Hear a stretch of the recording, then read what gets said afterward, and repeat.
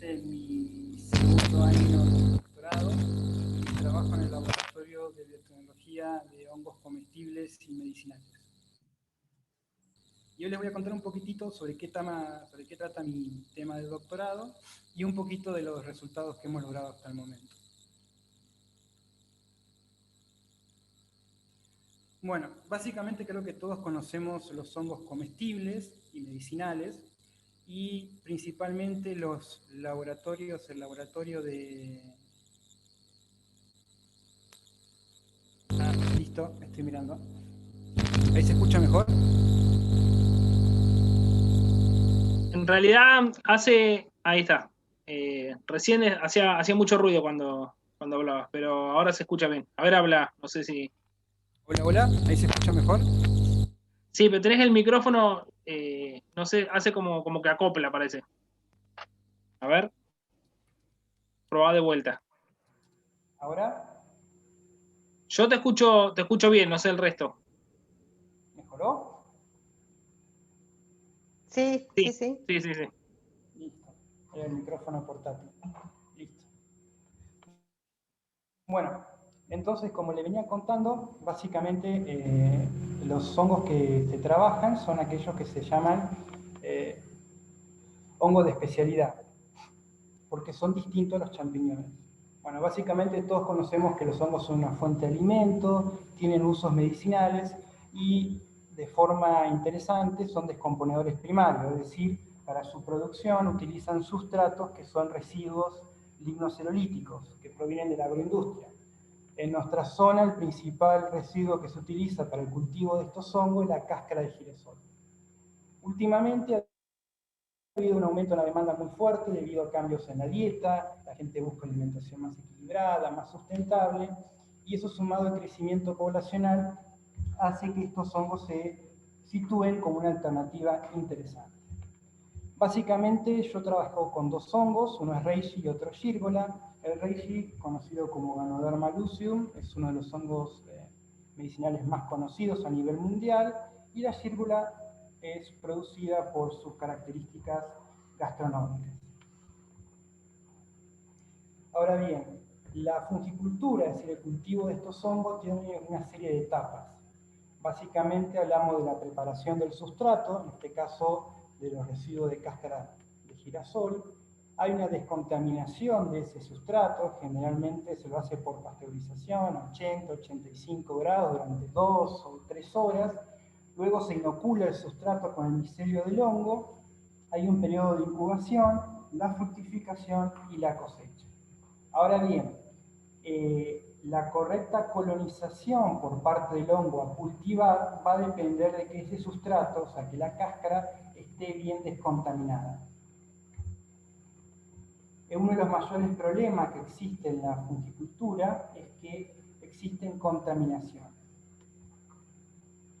Y la contaminación más frecuente que existe es tricoderma. Tricoderma, perteneciente al orden Hippocreales, agrupa un número bastante diverso y extenso de hongos con capacidades celulolíticos y ocasiona la Green Mold Disease o la enfermedad de moho verde. Básicamente lo que hace este moho es que crece sobre los bacillomas o los cuerpos de fructificación, disminuyendo tanto su valor comercial, visual, etc. En el caso que la contaminación sea masiva, esos bacillomas directamente se pierden y en infestaciones muy graves directamente la bolsa con el hongo no produce, no hay producción de hongos. Tricoderma logra hacer esto debido a una serie de capacidades que tiene. Primero, por una cantidad de ganchos y apresorios, también porque emite un montón de enzimas extracelulares que degradan la pared del hongo cultivo, también porque produce un montón de metabolitos secundarios que molestan el hongo en cultivo, y por otro porque logra competir mucho mejor que el hongo que estoy cultivando. Todo eso hace que esta enfermedad ocasionada por el moho sea de rápida distribución y frecuentemente las infestaciones se hacen reincidentes. Frente a esta situación, lo que se suele hacer tradicionalmente es recurrir al control químico, es decir, el control usando fungicidas. El empleo de fungicidas, tiene una serie de desventajas. el costo principalmente, la toxicidad con la salud del operario, con el medio ambiente y el riesgo de que a un compuesto pase el alimento. Últimamente ha habido mucha preocupación también por el desarrollo de mutantes resistentes y por las prohibiciones que han habido, por ejemplo, en los mercados europeos y en los cambios de la percepción, ya que ellos demandan alimentos sustentables. Todo eso presenta un desafío. Por un lado, se hace necesario aumentar la producción de este alimento, mientras que se mantiene esta producción de manera sustentable. Entonces surge como una alternativa la utilización del biocontrol. El biocontrol o el control biológico, la definición va a variar de acuerdo a cada país, pero en general tienen una serie de puntos en común, que es la utilización de organismos o sus metabolitos que sean naturales, que sean sustentables, es decir, tienen que ser seguros para el alimento, para la salud humana y la protección medioambiental, y no buscan erradicar la especie invasora, sino controlarla de manera que sea manejable. Por lo tanto, podremos ensayar una definición, para nuestro caso, que el biocontrol sería usar microorganismos y o sus metabolitos que posean la capacidad de inhibir mi tricoderma, pero que no perjudiquen al hongo en cultivo. Ahora bien, el biocontrol tiene varias formas de hacerlo. El que nos interesa a nosotros es la antibiosis, es decir, la producción de metabolitos. Estos metabolitos en general son específicos contra patógenos, se degradan fácilmente y en general se podrían decir que son de bajo costo para su producción. Pero tienen que ser, como son productos del metabolismo secundario, la expresión va a depender enormemente de las condiciones ambientales. Los organismos que están más citados como controladores biológicos contra el tricoderma en la biografía son los géneros Bacillus y Pseudomonas, particularmente las del grupo fluorescente. Por lo tanto, los objetivos de estos estudios fueron aislar y seleccionar bacterias que fueran capaces de inhibir el crecimiento del tricoderma, pero tenían que ser capaces de compartir el mismo hábitat con los hongos y el moho, tenían que ser capaces de emitir compuestos antifúngicos en ese medio, cáscara de girasol, y no debían afectar el hongo en cultivo. Brevemente les voy a contar un poquito sobre estos géneros. Bacilos son gram positivos, son bacilos gram positivos, son aerobios estrictos o facultativos y forman endosporas muy resistentes. De todos los compuestos antifúngicos que están citados, los más conocidos son los lipopéptidos cíclicos, que actúan modificando la permeabilidad de membrana. También son comunes la secreción de enzimas líticas como quitinasas, glucanasas, etc. Para el caso de Pseudomonas, que es un gram negativo, no forma espora, tiene un montón de compuestos antifúngicos citados, aunque los más interesantes son la producción de fenacinas y los sideróforos. Bien, en cuanto al trabajo en sí, el primer paso fue la identificación del agente causal de la enfermedad, es decir, del que estaba atacando el invernadero de producción. Para eso se tomaron muestras de las bolsas de cultivo de Pleurotus ostratus que presentaban la contaminación. Estos fueron sembrados en PDA, fueron confirmados los aislamientos y fueron observados tanto su morfología como su cultivo. Se utilizaron las claves de Riffat y Castle y de acuerdo a los caracteres culturales y micromorfológicos se identificó a la cepa como Trichoderma viride. Trichoderma, todos los aislamientos que realizamos en el invernadero del Cersos pertenecían a la misma especie, Trichoderma viride, tenía una esporulación muy rápido, una coloración que los primeros estadios era blancuzca y después pasaba a un verde amarillento y finalmente a un verde oscuro. Y después teníamos una serie de características que comparten, que tenían los conidóforos con estípite grueso, las fieles laguiniformes, etcétera, etcétera. Las esporas eran subglobosas, elipsoidales, de pared rugosa, color verde oliva. El siguiente paso, una vez descubierto cuál era el agente causal de la enfermedad, era preseleccionar la cepa, es decir, hacer un aislamiento de todas las cepas, principalmente los géneros Bacillus y Pseudomonas, del sustrato.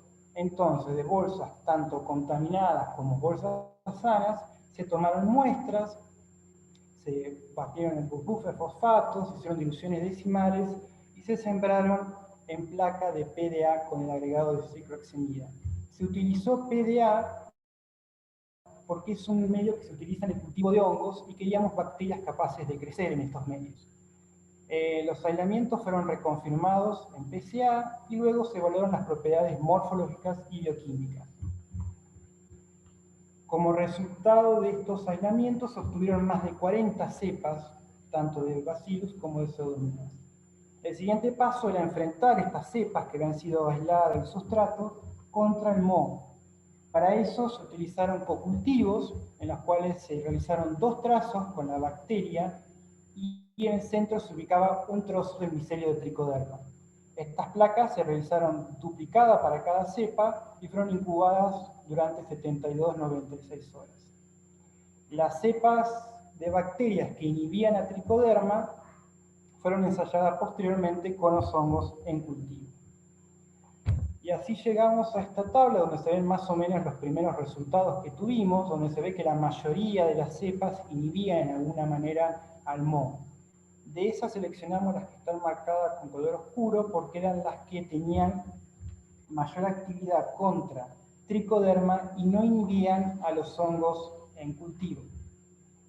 La siguiente etapa consistió en, de alguna manera, cuantificar esa inhibición en medio PDA. Para eso se calculó el porcentaje de inhibición del micelio y básicamente el resultado fue sembrar la bacteria en un lado, mientras en el otro extremo se ponía un trozo del micelio de Trichoderma. También fueron incubados hasta que los controles de Trichoderma alcanzaron el 100% de cobertura en placa y se tomaron fotos diariamente para observar cuánto ocupaba Trichoderma en la placa. El porcentaje de cobertura fue calculado mediante la ecuación que ven ahí abajo y los resultados nos mostraron esto. A los 7 días, básicamente, los que habían inhibido más a Trichoderma fueron las cepas Pseudomonas, 9.1b y 9.3. Pseudomonas rondaba cerca del 70% de inhibición, mientras que los Bacillus rondaban el 40%. Por lo tanto, elegimos esas 3 cepas para seguir trabajando. La siguiente etapa consistió en probar, o comprobar, mejor dicho, si esas cepas eran capaces de crecer en un medio similar al del sustrato de producción. Para eso, lo que hicimos fue hervir cáscara de girasol, filtrarla, centrifugarla y esterilizarla, y con ese líquido que llamamos medio cáscara semilla de girasol, cultivar las bacterias. Es un medio simple, rústico, cuya única fuente de nutriente la aporta la cáscara semilla de girasol, y descubrimos que todas las bacterias fueron capaces de crecer en cáscara de girasol, tanto en el caldo como en el agar. La siguiente etapa fue repetir el experimento de aislamiento, de cocultivo, pero en este caso utilizando cáscara semilla de girasol.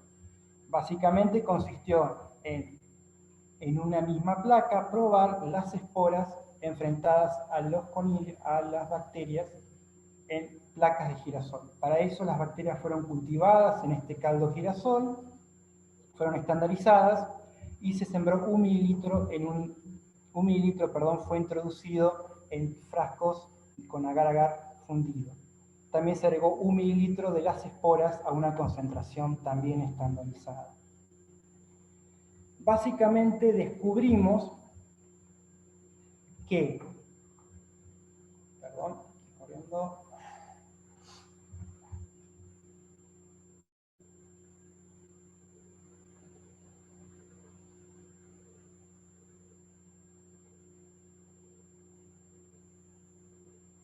Perdón, se había cortado la señal, disculpen, ahí volví. Básicamente cuando ensayamos las pruebas de las cepas contra el hongo de cultivo, en este caso contra Pleurotus, descubrimos que ninguna de las cepas en girasol inhibía Pleurotus, al hongo de cultivo, lo cual es súper beneficioso. Cuando enfrentamos a tricoderma con el hongo, con la bacteria, observamos estas inhibiciones que se ven acá y un retraso en la colonización por parte del micelio del moho. Cuando observamos a tricoderma con Pleurotus y la cepa, observamos que si bien Pleurotus era afectado por el crecimiento del moho, luego de un tiempo Pleurotus recomponía su crecimiento.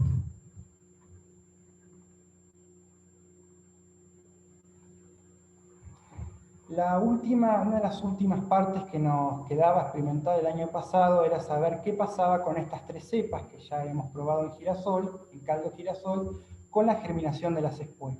Para eso las esporas fueron ubicadas en pocillos enfrentadas a cultivos de bacterias.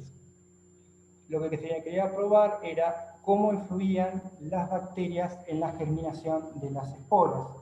Para eso fueron cultivadas, como ya dije, en microplacas, fueron incubados en oscuridad durante 8 horas y se fueron cuantificadas mediante hemocitómetro el porcentaje de las esporas germinadas. Los resultados que obtuvimos fueron básicamente muy interesantes. Descubrimos que ninguna de las cepas resonadantes inhibía a la germinación, o sea, Pseudomonas reducía la germinación de las esporas cercana al 40%, y en el caso de 9.3 y Pseudomonas, cuando se cultivaban con las esporas no existía germinación, es decir, las bacterias inhibían por completo la germinación de las esporas. Y finalmente, a principios de este año lo que se realizó fue un ensayo de los volátiles. Se quería comprobar si estas tres cepas bacterianas podían generar compuestos volátiles. Para eso se utilizó el sistema de doble placa, como se ve en la gráfica, donde tricoderma fue cultivado por un lado, por otro lado fueron cultivadas las bacterias y fueron enfrentadas. ¿Cómo? Las placas fueron selladas una arriba de la otra y se observó el crecimiento del diámetro. Y lo que descubrimos es que el micelio de tricoderma expuesto a la 9.1b, perdón, a 9.3 y Pseudomonas era menos denso, más blanco y más tal. Es decir, de alguna manera las bacterias disminuyeron la densidad de crecimiento de tricoderma. No hubo diferencias con la cepa 9.1b, por lo tanto descubrimos que en PDA, tanto 9.3 como Pseudomonas eran capaces de producir compuestos volátiles. Ahora bien, cuando utilizamos los mismos experimentos, pero en este caso usando el agar de cáscara de girasol, no notamos ninguna diferencia entre los controles y las cepas. Por lo tanto, a modo de conclusión, podemos decir que las cepas que seleccionamos, que son la 9.3 y Pseudomonas, presentan las siguientes características. Crecen en el sustrato empleado para la producción del hongo de cultivo, es decir, la cáscara de girasoles. Son capaces de producir el compuesto antifúngico en ese medio y al mismo tiempo inhibir el crecimiento del moho. En caldo girasol inhiben la germinación de las esporas y, importante, no afectan al hongo de cultivo. Las siguientes etapas que quedarían para trabajar serían realizar el ensayo a escala piloto, que era la idea para este año, la identificación de los compuestos que segregan las bacterias que están implicados en la inhibición y el aislamiento de bacterias lácticas. Y eso sería todo.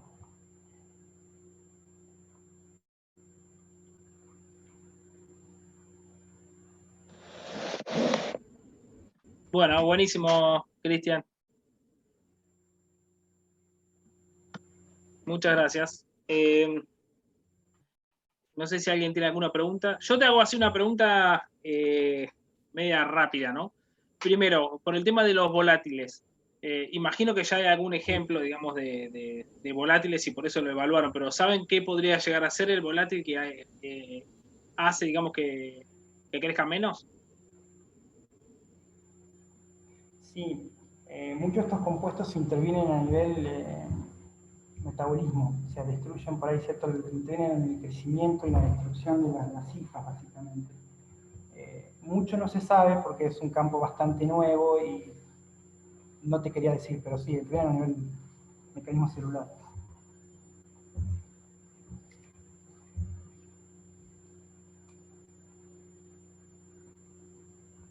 Cristian, Ujú. te quedó recontra desprolija la presentación, Cristian. Sí, Una obra de arte, en dime. serio. Che, Gracias.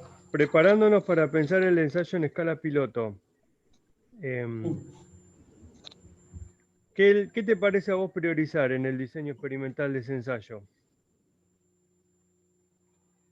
Uf, muchas cosas. ¿Qué se me ocurre? Bueno, creo que esto una vez lo charlamos, pero la idea era justamente tratar de hacer un ensayo como sería un cultivo normal.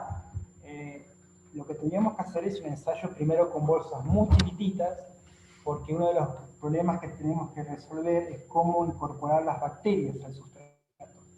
Si de manera líquida, si mediante un spray. Entonces, primero tenemos que probar varias alternativas de incorporar las bacterias en el sustrato y luego escalar, hacerlo más grande. Por eso sería el primer paso para mí.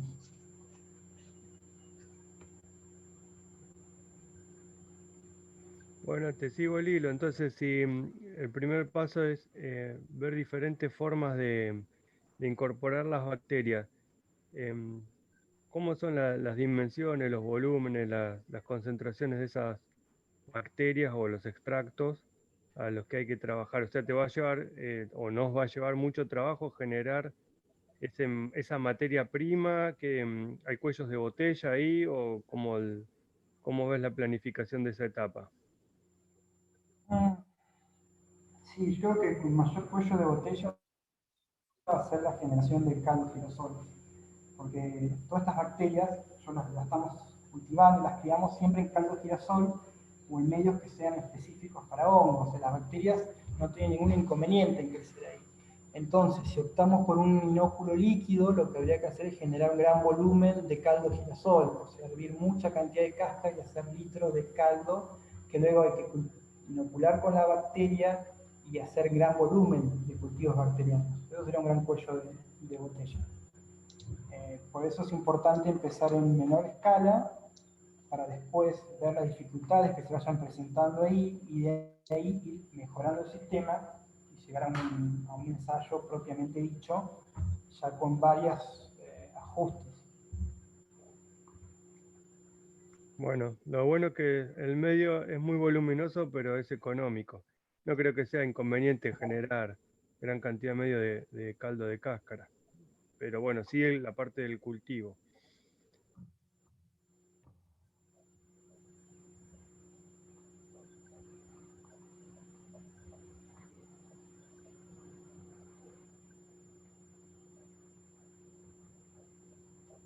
¿Alguien quiere hacer alguna otra pregunta? Yo quiero, esto que están, digamos, planificando, digamos, más allá de que ahora lo están haciendo particularmente para su producción ahí en el Cersos, están pensando también en hacer una especie de producción del hongo para después, perdón, de las bacterias para después que se utilicen en otras producciones?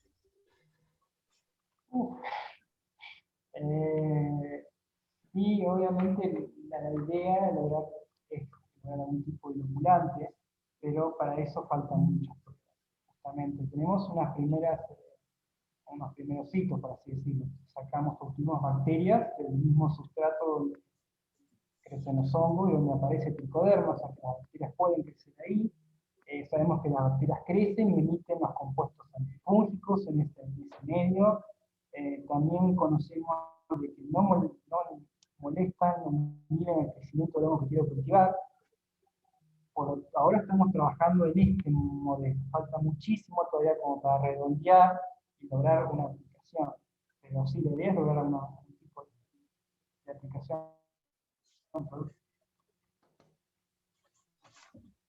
Yo te quiero hacer una pregunta, Cristian, ¿me escuchás? Sí. Bueno, buenísima primero la presentación, buenísima, muy, muy clara. Yo que no manejo el tema, no tenía ni idea y bueno, te pude seguir sin problema. Por un lado, ¿con qué técnicas se determinan cuáles son los compuestos que regulan el crecimiento, que frenarían el crecimiento de tricoderma? Y por otro lado, otra pregunta, el problema que ustedes tienen de tricoderma es en el invernáculo, ¿no? Productor de hongos que ustedes tienen. ¿Ustedes tienen registro de hongos, otros productores, incluso por ejemplo la gente que ha hecho los cursos y demás, que están también trabajando con Pleurotus, que tengan la misma problemática, digamos, ustedes de encontrar algo que sea efectivo, digamos, para el problema de ustedes, podrían hacerlo extensivo por ahí para otros productores? Es un poco relacionado con lo que te preguntaron recién. Sí, bueno, acá se ven las fotos, yo no la puse, se hacía muy extensivo, pero ahí ven un poco el daño. Eso, no sé si se ven acá tenemos el Reishi, esos son un paper que salió este año de una infestación masiva que hubo en China. No me digan repetir la ciudad porque es complicada, pero sé que está en el norte de China y fue del año pasado. Ellos producen en escala productiva, producen mucha cantidad y consumen muchísimo, y tuvieron una infestación masiva de tricoderma. Tricoderma es un problema mundial en cuanto a producción de estos hongos, sea Reishi, sea Gírgola, hay muchos hongos que son afectados por el crecimiento de tricoderma. Sí, la idea es primero tratar de solucionar el problema que existe en el invernadero o tratar de disminuir un poco ese inconveniente. Después había que ensayar también si es factible aplicar con otros hongos. Había que ver si el hongo que ataca a los productores que están citados muchas veces es el mismo. Suponemos que sí, o es un buen resultado. Eso con respecto al tema del cultivo. Y con respecto, sí.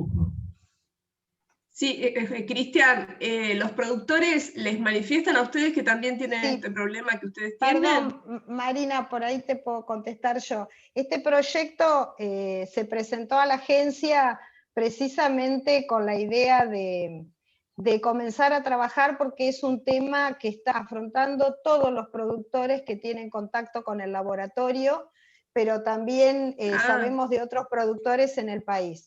O sea, los brotes del moho verde han sido desastrosos en Estados Unidos, en Europa, pero también estamos teniendo problemas y por eso nosotros trabajamos con el girasol, porque en el sudoeste de la provincia de Buenos Aires es el sustrato más utilizado, sí, claro. Y aparte lo publicitamos para que se use en otras partes del país por sus características, y era importante encontrar algo específico, porque una cepa puede funcionar bien en otro sustrato, pero no en el girasol. Por eso inicialmente arrancamos con el girasol. Pero sí es un problema serio, y bueno, creo que un poco por eso conseguimos financiación. En este proyecto también participa Virginia Bianchinotti, bueno, yo con la parte bacteriológica, Pablo de la parte de cultivo de hongos, porque buscando primero se pensó en un inoculante, que es una opción, y la otra opción es también tratar con esos caldos libres de células el sustrato antes de cultivar o antes de la pasteurización, porque como fue tan drástico el efecto sobre las esporas, entendemos que después de la pasteurización nos van a quedar muy baja cantidad de esporas. Son experiencias que venimos haciendo hace mucho, con la supervivencia, y las esporas hongos sobreviven a la pasteurización. Entonces, si nosotros los atacamos primero, sin necesidad de meter por ahí la bacteria, ¿no? Como dijo Cristian, son opciones que hay que empezar a barajar y a buscar la opción también más sustentable y más para manipular, ¿no? Pero bueno, ahí estamos. Ah, claro. Gracias.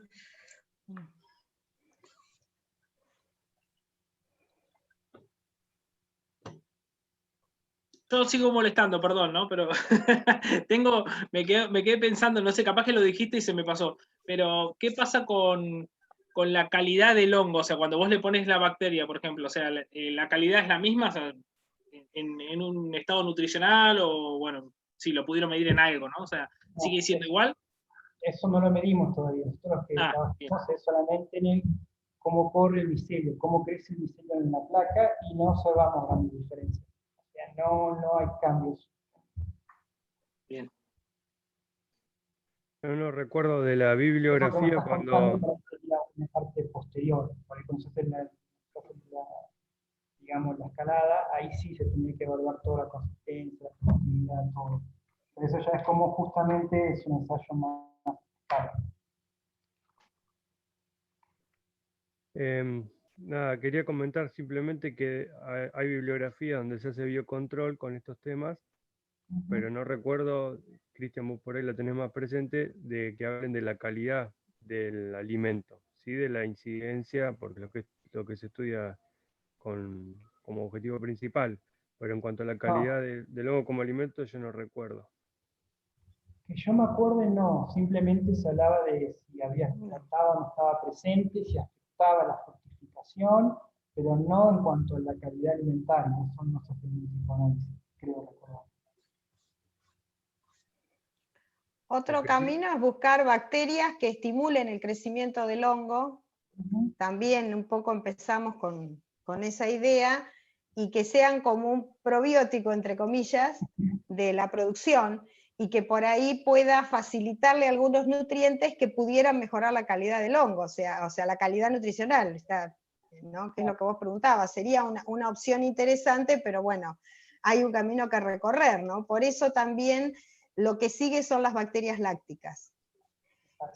Para ver cómo actúan inhibiendo, son muy competitivas, pero también sus baterías enzimáticas, igual que Bacillus, podrían hacer una buena cooperación con el hongo. O sea, son interacciones que están muy poco estudiadas, pero que son muy interesantes, sí. Bueno, gracias. Perdón, no puedo preguntar nada porque entré tarde. Les pido disculpas. No. Tenía otra reunión. Gracias, Cristian. ¿Tienen más preguntas? Y esto de los compuestos que estarían regulando el crecimiento, Cristian, ¿cómo se determinan? Y ahí habría que hacer análisis. Nosotros era justamente la planificación para este año, pero bueno, por público conocimiento quedó todo explicado, era el siguiente paso. O sea, con los volátiles llegué a tenerlo en segunda semana de marzo, o en la misma semana que se declaró la cuarentena. Llegamos justito a terminarlo. Por eso digo que nos queda mucho camino por recorrer.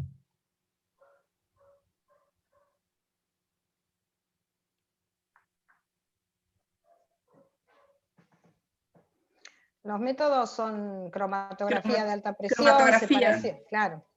separación en columna, cromatografía de alta presión, y bueno, estamos entrando en cooperación con gente de química también, que nos va a dar una mano, a ver si los podemos, por lo menos identificarlos. Quizás la lógica sería usar la mezcla que produce el microorganismo, porque hay una sinergia, y aparte esa mezcla es tan compleja que por ahí evitaría el desarrollo de resistencias. Que utilizar un compuesto puro, que aparte es caro aislarlo y purificarlo, ¿no? Sí, pero bueno, sea efectivo. Está bueno saber quiénes componen esa mezcla, ¿no? Y qué compuestos, y si de alguna manera con el cultivo uno puede mejorar la producción de uno u otro, porque ese es otro paso también, optimizar la producción de los antimicrobianos, diseñar la producción de actores de manera que le encontremos la vuelta para optimizarlo, ¿no? Por lo pronto, como dijo Pablo, cultivarlos en caldo girasol fue muy bueno, porque para producir algo industrialmente lo primero que hay que conseguir es un medio barato, porque si no, no lo podés escalar, termina siendo más caro el medio que el producto. Entonces, que crecieran en un extracto, en un té de girasol, estuvo muy bueno, y creo que nos puede dar una ayuda importante a la hora de escalarlo, ¿no? Pero bueno, es sustentable, es muy sustentable, pero bueno, también habría que buscar en la forma de optimizar ese crecimiento, ¿no? Hasta ahora el tiempo nos llevó partimos de 40 y nos quedamos con 2 cepas, ¿no? Ese es el resultado. Ahora hay que dar los pasos que siguen.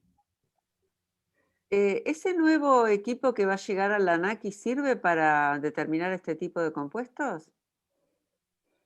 No sé si nos serviría en ese caso, ¿vos sabés? No estoy segura, porque son compuestos orgánicos complejos. Claro. Así que no sé.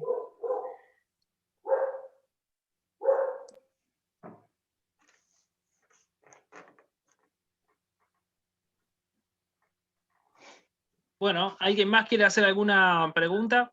Aclaro de paso que hasta el día de hoy, digamos, estaban programados los seminarios y ahora el próximo seminario no sabemos de quién va a ser. Voy a hacer un pedido para ver quién quiere presentar trabajos y si hay alguien de los presentes que tiene ganas, me puede mandar un mail. Y si no, igual voy a insistir yo con mails para todos.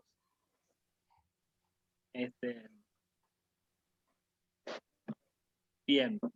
Muchas gracias, muy lindo. Un voluntario podría haber, no sé, alguien que quiera contar el proyecto. Les digo a los que ingresan a carrera que todas este tipo de cosas, charlas, hay una parte que se llama divulgación y también extensión, y por ahí en eso le suma puntitos dar charlas, así que por ahí los becarios, que todo eso va sumando. Antes no se consideraba, pero ahora se considera. Nada. Bueno, yo mando mail. Mando un mail en la semana como para pedir ahí. Gracias, Hugo. No, a todos ustedes. Bueno, si nadie más tiene alguna pregunta para Cristian. Gracias, Cristian. Gracias, Cristian. Nos vemos. Gracias, Cristian. Saludos a todos. Gracias, María Amelia. Gracias. Chao. Gracias, saludos. Chao, chao. Chao.